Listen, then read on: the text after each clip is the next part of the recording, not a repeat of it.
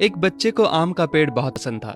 जब भी उसे फुर्सत मिलती वो उस पेड़ के पास पहुंच जाता, पेड़ के ऊपर चढ़ता, आम खाता, खेलता और थक जाने पर उसी की छाया में सो जाता।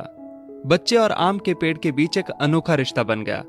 बच्चा जैसे जैसे बड़ा होता गया वैसे वैसे उसने पेड़ के पास आना कम कर दिया। कुछ समय बाद तो आना बिल्कुल ही बंद हो गया। आम का पेड़ उस बालक को याद करके अकेला रोता।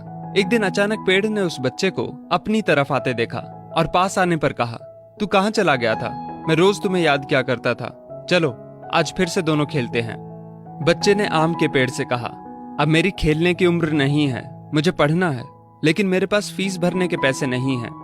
पेड़ ने कहा, तू मेरे आम लेकर बाजार में बेच दे, इससे जो पैसे मिलेंगे उससे अपनी फीस भर देना।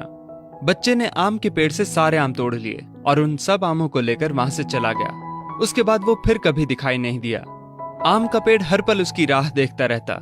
एक दिन वो फिर आया और कहने लगा, अब मुझे नौकरी मिल गई है, मेरी शादी हो चुकी है, मुझे मेरा अपना घर बनाना है, लेकिन इसके लिए मेरे पास अब पैसे नहीं हैं।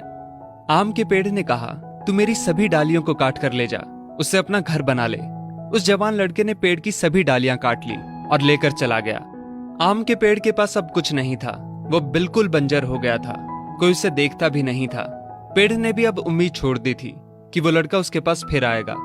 फिर एक दिन अचानक वहां एक बूढ़ा आदमी आया। उसने आम के पेड़ से कहा, शायद आपने मुझे पहचाना नहीं, मैं वही बालक हूं जो बार बार आपके पास आता था और आप हमेशा अपने टुकड़े काट कर मेरी मदद करते थे। आम के पेड़ ने दुख के साथ कहा, पर बेटा मेरे पास अब ऐसा कुछ भी नहीं जो मैं तुम्हें दे सकूं। वृद्ध ने आंखों में आंसू लिए कहा, आज मैं आपसे कुछ लेने नहीं आया हूं, बल्कि मुझे आपके साथ जी भर के खेलना है, आपकी गोद में सिर रखकर सो जाना है। इतना कहकर वो आम के पेड़ से लिपट गया और आम के पेड़ की सूखी हुई डाली फिर से अंकुरित हो उठी।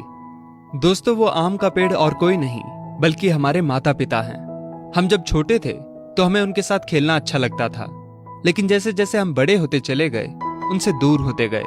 पास भी तब आए जब कोई जरूरत पड़ी या कोई समस्या आन खड़ी हुई। आज कई माँ बाप उस बंजर पेड़ की तरह अपने बच्चों की राह देख रहे हैं, जाकर उनसे लिपटें, उनके गले लग जाएं। फिर देखना वृद्ध अवस्था में उनका जीवन फिर से अंकुरित हो उठेगा। किसी कवि ने क्या खूब कहा है, बड़े बुजुर्गों की उंगलियों में कोई ताकत तो ना थी, मगर जब मेरा सिर झुका तो सिर पर रखे कांपते हाथों ने जमाने भर की दौलत दे दी। दोस्तों, इस